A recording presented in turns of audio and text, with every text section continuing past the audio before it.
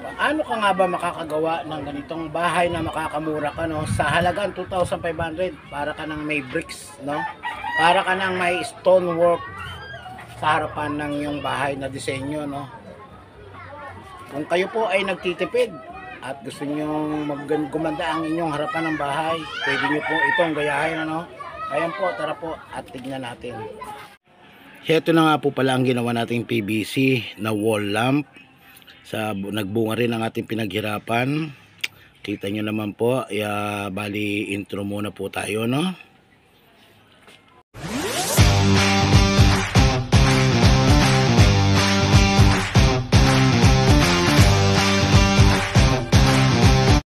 Hello guys, isang magandang umaga, no? Tayo ay nagbabalik. Ang inyong lingkod na si Kuya Jason. Ayan, magtatrabaho na po tayo. Ganun pa rin, yung pa rin, itutuloy pa rin ang ating trabaho ng stonework na hindi natin tinapos sa nakarang araw. Ngayon pa lang po natin matatapos, ano? At ito na po, sisimulan na po natin na magpahid ng ating semento na may skim coat, ano? Skim coat po yan. 5 kutsarang skim coat, 3 kutsarang semento. Mas marami po ang skim coat, ano? Para po hindi magputok-putok ang ating tatrabahuhin, ang ating ginagawa. Para po hindi siya magputok-putok, kailangan po ay mas lamang ang skim coat, ano? Pwede rin po kayong gumamit ng adhesive, ano? Yan, dahil sa ganyang po ginawa natin para mas maganda yung ating trabaho at hindi siya magputok. Pwede rin pong gamitin ng adhesive. Bahala na po kayo kung ano po ang gusto nyo. Ayan po, basta ipinakita ko lang po sa inyo kung ano po ang mas maganda. Lahat po yan, papahira natin yan. Hanggang sa matapos po yan, ipapakita ko sa inyo hanggang sa mapailaw natin yung ating ginawang bahay na pinaghirapan natin, ano? Ito po ay bahay ko. At tayo lang mag-isa ang gumawa lahat nito. Kahit na nag-iisa tayo ay kinaya natin at wala tayong katulong. Sa awa ng may kapal sa ating paghihirap ay napagbunga natin yung ating mga gusto nating i-design sa ating bahay. Simple lang at bagamat kahit mura, hindi naman siya masyadong kamahalan at mas maganda na rin, nagbunga na rin yung ating mga pinaghirapan. At makikita nyo po yan mamaya sa bandang dulo kung paano natin yan napaganda at napailaw at lagyan natin ng design, pininturahan natin yung design na yan hanggang sa magmukha siyang stone work, ano? Sa halagang 2,500 lang. Yan, bali na ukaan na po natin, ano? Ngayon ang gagawin natin, wawalisin natin. Ito na po, bali nalagyan na po natin ng design, ano? Wawalisin natin siya.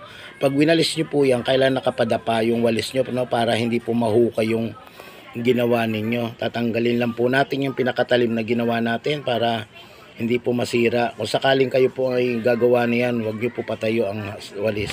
So guys, isang magandang araw, isang magandang umaga, isang magandang tanghali, isang magandang hapon, ano? Bali, nandito na po tayo sa ating ginagawa, no? Pangalawang kulay na po ito. Ito po yung pagpipintura natin ng pangalawang kulay na.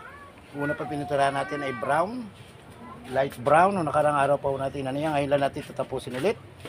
Ngayon tayo magsimula at siyempre marami din tayong ginagawa. Tara, let's go na po. At sa pagkukulay po pala nito ay maraming klase. Ito po ay orange, so tinimpla natin. Maraming klase po ang kulay, ang ginamit nating kulay dyan. Bali 5 kulay. Bali naging 6 na kulay po yan, ano? Meron dilaw, merong orange, dark orange, light na dilaw, ay dark na dilaw, tapos light na brown, at light na blue. Ayan, makikita nyo po lahat yan mamaya. Papakita ko. Ayan, gray naman po ang tinimpla natin, ano? Itim lang po to at pula, no? Konting pula lang. Ayan, tara makita natin yung ating trabaho.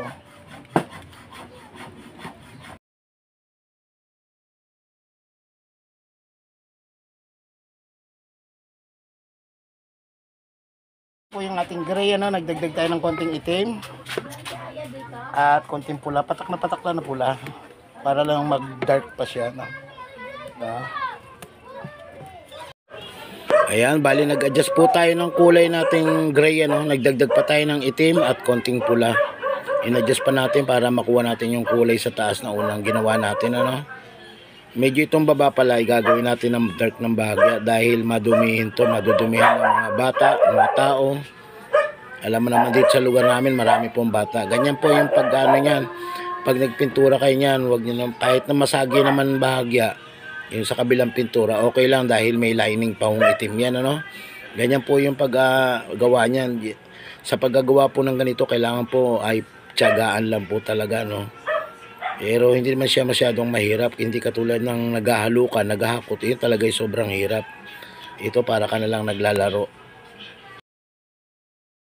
Ang ating pang-apat na kulay, ano, kulay dilaw. Ang halo nito ay yellow lang, ano. Wala nang ibang timpla, yellow lang. Lalagyan lang ng konti yung ating pintura ng konting hansa yellow, no. Tara, let's go. Ito naman pong dilaw ay may konting patak lang ng itim yan para dumark lang ng bahagya. Hindi masyadong matingkad tignan ang pagkadilaw niya, no. Konting-konti lang po ang patak ng kulay itim niyan. Para lang po dumark ng bahagya para mas magandang tignan, para hindi po magmukhang sobrang tingkad ng kulay, ano. Ayan, ganyan lang po ginawa natin, ano. Ispat lang din po yan. Ang pag-ispat po niyan, dalangan nyo lang din po. Huwag po palaging mas marami yan. Mas maganda kung mas marami yung ating gray, ano.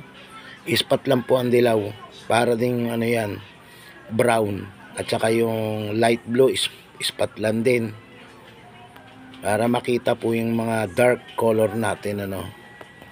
At saka maghahalo yung ating light. Magandang araw po sa inyong lahat, ano. Ngayon ay tayo ay nagla-lining na, no. Ayan, napinturahan na po natin lahat, ano. Ipakita ko sa inyo. Para makita nyo, ha. Ayan na po, oh. Dali lang. Ayan na po, nakita nyo, nagla-lining na tayo, no. Ginagaya na natin yun sa taas, ano. Ayan. Ayan po, kanina ay ganito lang. Wala pang lining, ano. Ang nagbubuhay po dyan ng kulay na yan ay yung lining, ano. Lalagyan po ng itim yan, ganyan, ano. Ayan, nakita nyo na po, doon, nalagyan na natin. Hi guys! Hi guys, hello. Ayan, ating mga bata. Ayan ako po, naliningan na natin, ano, ginaya na natin yung sa taas. Ayan na po, oh. Susunod naman po natin yung dito, tatapusin natin yan, ano. I-start na tayo, eh. Tara, let's go. Ang ginagamit po natin pan-lining ay kulay itim, ano. Ayan, itong tinatawag nating acry color black, ano. Ayan, lamp black. Tara po, let's go na po. Dito po sa paglalining, medyo kailangan po ay ikaw ay matyaga, ano, dahil mahirap mag-lining. Yan ang pinakamahirap dyan, lining, mabusisi siya, pero hindi naman siya mahirap. Para ka lang naglalaro, ano. Tara, ayan, ayan na po.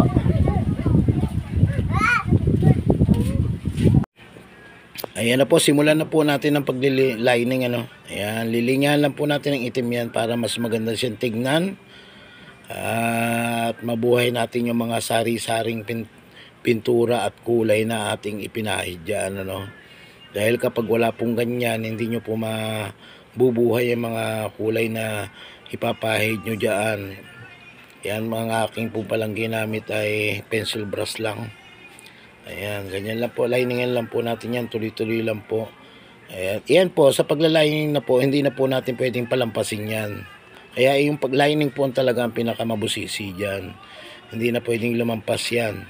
Dahil pag lumampas yan, pangit na pong tignan. Nakita nyo po, may mga bata pa o nag-shout out. Yan.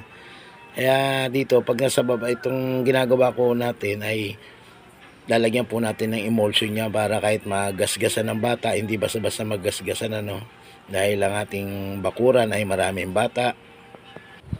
Ayan, yan na po yung ating ginawa, ano. Ngayon, gagawin po natin dyan ay ano natin yan ng itim na brush, ano, brush, ginamit natin brush na D1, sinausaw natin sa lamp black. Babrasan natin yan ng brush para magbuka siyang marungis, ano, para magmukhang bato. Tara po, let's go.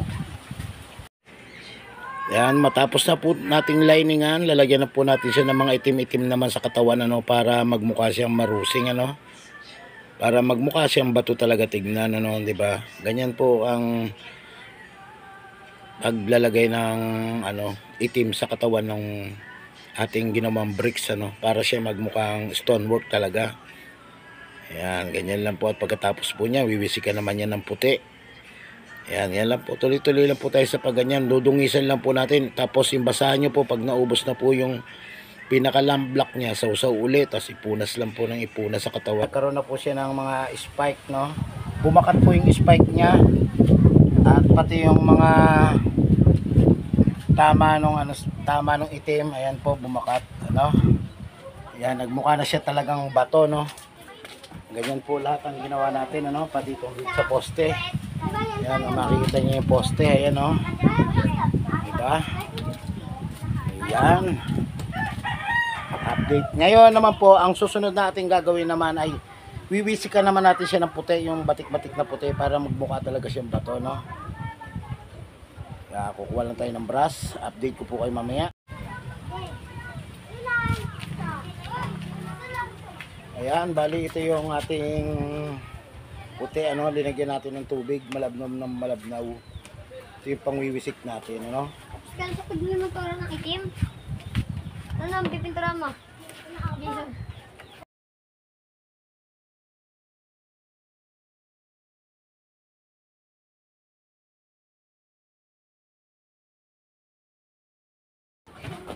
Hindi, ganito ba? Ay, anong isa? 30, 60, 70, 80, 90. Ayan, tapos ito naman po ang kahoy gagamitin natin. Dito natin ihampas yung ating brush namin. Konting pintura, no. Pakita lang po natin sa inyo para makita nyo pong maigi. Ito na po, nagwiwisik na po tayo ng puti, ano. Sa pagwiwisik po ng puti ay kailangan po ay dahan-dahan lang din, ano. Huwag po masyadong makapal dahil papangit din naman siyang tignan pagka sobrang daming puti, ano. Wisik lang po, yung tama lang po talagang malagyan siya ng batik. Po ay may mga wisik na siya, no.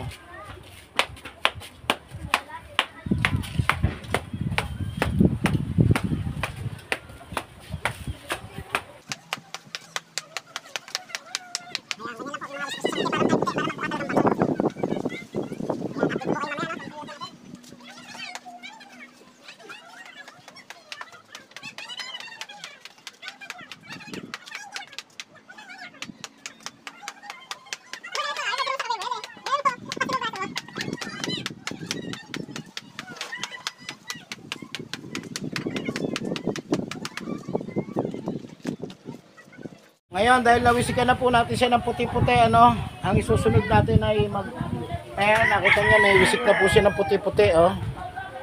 Ayan, lahat po yan, ano. Ang susunod naman natin ngayon ay ang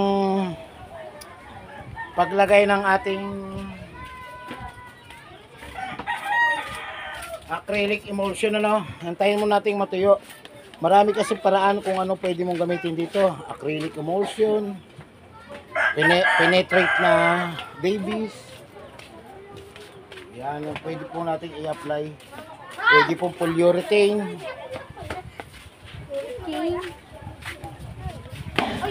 Ayan, tayo lang muna natin siya matuyo, tsaka natin pahirin itong acrylic emulsion. Tapos tingnan mo natin po kung tuyo na, no? Tipera mo.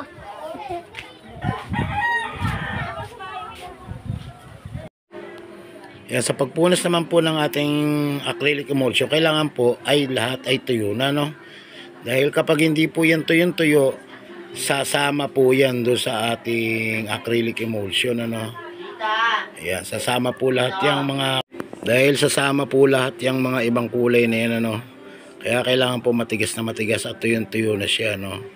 Yan, dahan-dahan lang po sa pagpunas. Kapag medyo sariwa pa, dahan-dahanin lang po natin. Dahil pwede pong masira yung winisik nating pintura dyan, ano? Pati yung yung ating acrylic na black, pwede pong masira yan pag hindi pa tuyo mo i-apply yan. Kailangan po, bago mo po i-apply ang ating acrylic emulsion, kailangan po, ayan, ay tuyong-tuyo na. Ayan, kita nyo na po, sinimulan na natin i-apply. Ganyan lang po kasimple pag-apply nyan, madali lang po talaga.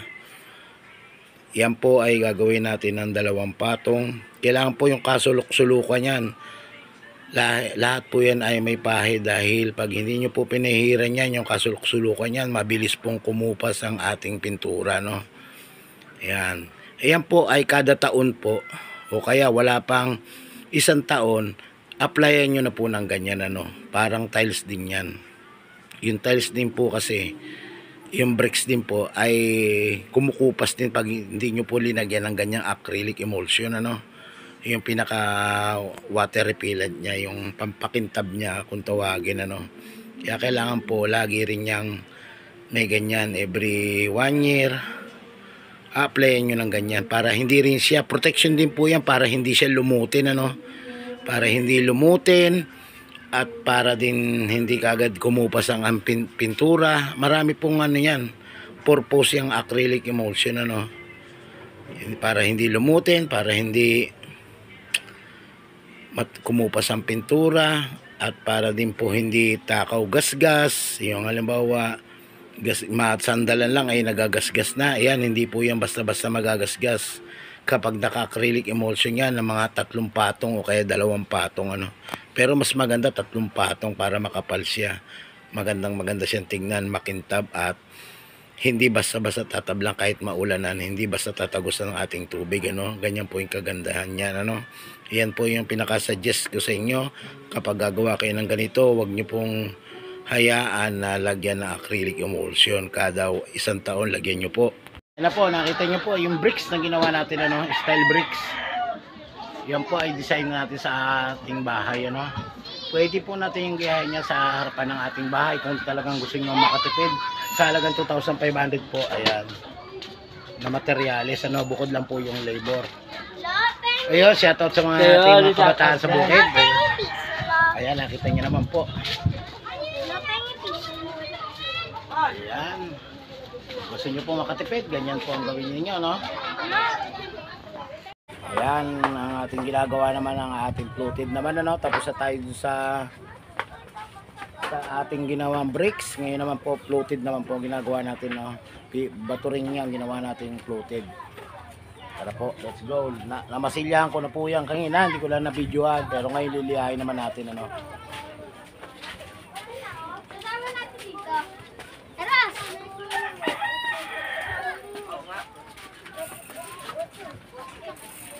Sa paglihaw, ito gamit natin, ano. Tapos ibabalot natin yung ating liha. Ngayon naman po dito sa ating fluted naman, patyagaan lang po to sa ating fluted, ano. Para magmukha siyang fluted, kailangan po lihahin natin ng pino. Mas maganda po siya kung gagamitan natin ng 120, ano, o kaya 150. Yan, pinong-pino po siya. Yan, para kahit isang punas lang yan, isang liha lang, makukuha nyo na po yung talagang tamang kinis niya at hindi nyo na po kailangan masilyahan pa ulit, ano. Yan, ganyan lang po yung ginawa natin yan, ganyan lang kasimple. At syempre pagtsatsagaan natin yung 3/4 na binalot natin kanina sa liha ay papasok po natin sa loob yan. Lihahin natin ang ilalim, gilid, kasulok-sulukan para mas maganda siya at makinis. Yan po yung gagawin natin fluted, ano, bato, para kahit masagi siya, hindi ba siya masisira. Hindi katulad po ng fluted na plastic, pag nasagi dyan sa karsada yan, sira kaagad talaga yan. Kaso lang po ang kinulay ko lang dito ay itim, no, dark lang, hindi na po siya lighter na kulay kahoy. Ginawa ko siyang itim, gray, tapos itim para po style kahoy din po ang ginawa nating kinalabasan yan, ano. Ganyan po ang ginawa natin. Yan na po, nakita nyo po yung bricks na ginawa natin, ano, style bricks. Yan po ay design natin sa ating bahay, ano. Pwede po natin yung gayahin niya sa harapan ng ating bahay kung talagang gusto nyo makatipid. Sa halagang 2,500 po, ayan, na materyales, ano, bukod lang po yung labor. Magandang araw po, ano. Natapos na natin yung harap nating ginagawa, ano. Ngayon, mas maganda kung lalagyan na natin siya ng wall lamp, ano. Ito po yung wall lamp na ginawa ko nung nakaraang, ano, mga video ko na pinakita ko sa inyo nung nakaraan pa. Ngayon pa lang natin tatapusin, lalagyan natin siya ng ilaw, ano. Ayan, oh. Gawa lang po ito sa PVC, no. Ayan, pinturaan natin ng itim. Gusto nakikita mo Ayan po po siya, lalagyan natin sa pader. Mas maganda ito, manipis lang para hindi magalaw ng bangga ng tao, hindi banggain, ano. Pero po, pakita ko sa inyo yung aking mga gamit na magagamit. Ito po yung ating, ayun, ating LED driving, ano, 812 watts ang gagamitin natin dahil 10 po siya sa 2, 3, 4, 5 sa kabila 5 rin, no? Yan. Ngayon ito na po yung ating mga ilaw, tapos ito yung ating wire, ito yung ating battery. Pan-testing natin kung pundi yung ano, no? At syempre hindi mawala itong ating D-Pure sheet. Yan, lalagay po natin sa ibabaw para kahit maulanan hindi papasukin ng tubig, ano? D-Pure sheet ang tawag dito, no? Tapos ito po yung ating mga pan-testing na wire. Pagka umubra na, ito po yung ating pandikit. Ito po yung ating gamit na soldering gun, soldering iron, no?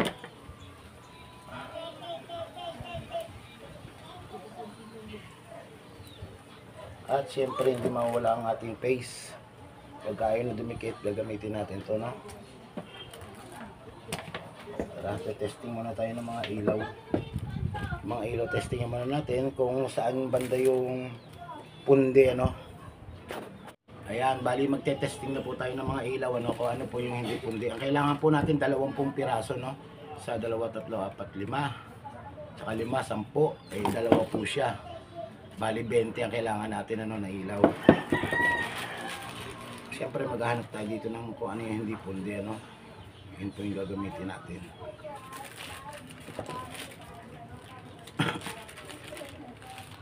Hanap muna tayo ng mga hindi pundi.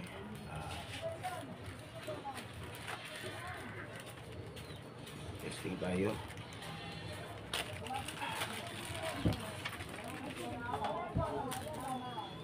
Madali lang mag-testing ito.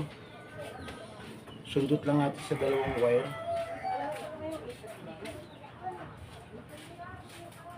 Ayan yung 2 wire, sundot lang, ayan, oh. Pag gumana pong ganyan,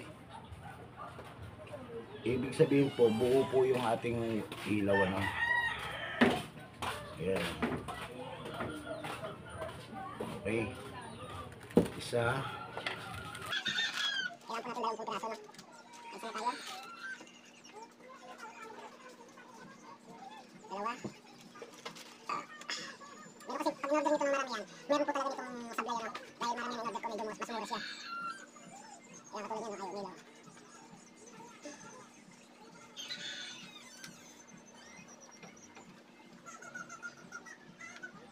Ayan, ayaw nila ito. Tatlo. Bali, kailangan po natin 20 piraso, no? Ayun, palyado rin. Ay, gumagana. Update ko po kayo mamaya, no? Pagka nabuo na po natin siya. So, ayan guys, bali na testing na natin itong lahat. Ito po ay puro gumagana, no? Ngayon, ang gagawin po natin dito ay lalagyan na po natin siya ng wiring, ano? O, wiring ano natin siya. Dahil maging sistema kasi nito, ang paglagay po nito, nandito siya, no? Yan, dito po siya malalagay. Ngayon, lalagyan na siya ng PVC. Yan, o, ganyan. Yan, ganyan ang maging sistema niya. Tapos ibababa natin ng konti yan. Tapos lalagyan natin ng yung diffuser sheet natin, ano, para hindi po siya pasukin ng tubig, ano. Pang outdoor tong gagawin natin, ano. Ito po yung ating mga wire.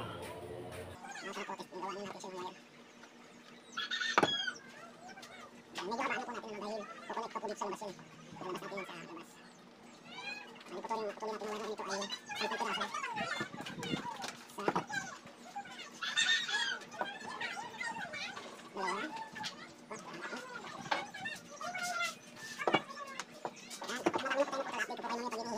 Putol na po tayo ng 10 wire, ano, na maliliit. Ito po ay 0. Ano lang.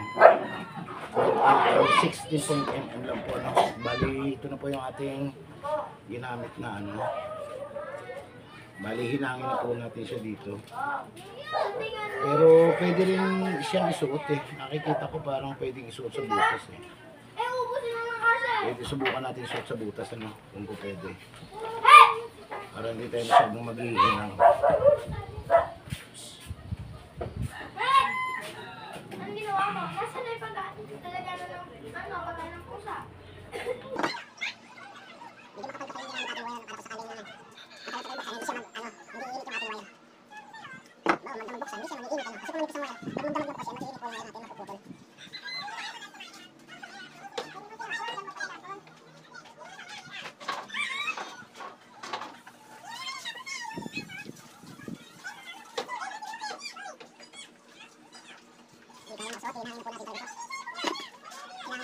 Yan, siyempre, habang pinapainit po natin ang ating soldering gun, sa pag ano po nito, kailangan po natin anuhan. Lagyan siya ng ating pinaka itong Nipolites, ano, lagyan siya natin ng Nipolites. Tapos babalatan natin ng konti.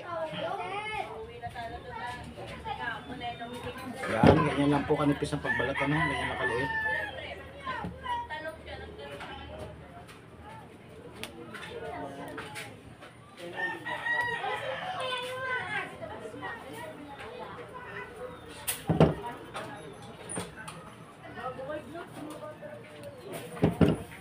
Ayan, nakita nyo.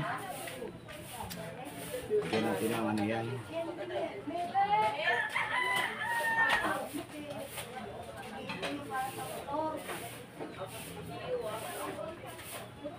Hindi pa tayo masyadong magaling nito, no? Eh, meron talaga ang mga tao na magagaling maghinang nito. Sila po talaga ang magaling. Eh, tayo construction naman ang trabaho natin. Siyempre mabigat na ang kamay natin. I-update ko po kayo mamaya.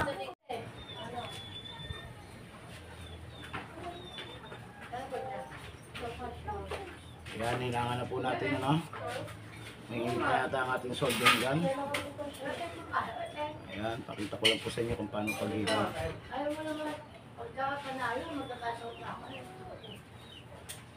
Ayan.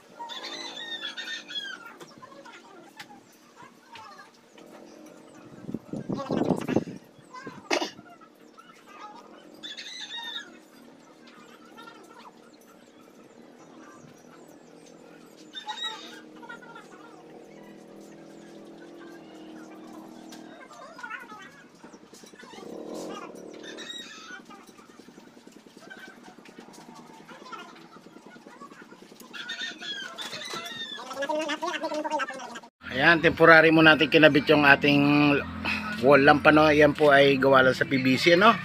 Yan po hindi talaga para dyan, pang indoor po yan, yung pang outdoor natin na hindi pa natin naiayos. Kaya naglagay muna tayo pansamantalang ilaw para tayo may ilaw lang sa gabi. Ito pa pala hindi pa natin nahaspihan, ano. Ayan ang kapitbahay na maganda. Ayan, nakita nyo na po. Para mamaya po mapailaw natin yan. Testingin po natin, ano. Bali, dalawa lang po yan. Isa, dalawa, no. Ayan. Para po. Makita ko sa inyo ang connection niya. Temporary lang natin yung yan. Isasaksak lang natin yan para yan mapadingas lang natin mamaya, no. Mamayang gabi para mapailaw natin. Subukan lang natin yan. Temporary lang muna. Hanggat wala pa tayong flexible na nakabaon. Tsaka yung breaker natin hindi pa ayos. At ayan na nga po, naikabit na po natin yung ating wall lamp na ginawa sa PVC, no. Pansamantala lang po yan, hindi po yan ang para dyan. At sana po na gandahan po kayo sa gawa ko. At huwag nyo po kalimutan sana mag-like at mag-share sa aking YouTube channel. Huwag nyo po rin pong kalimutan pindutin ang ating bell para po lagi kayo updated sa aking mga ipapakitang video araw-araw. Maraming salamat po sa pagtitiwala at pagsusubaybay sa akin. Bye-bye!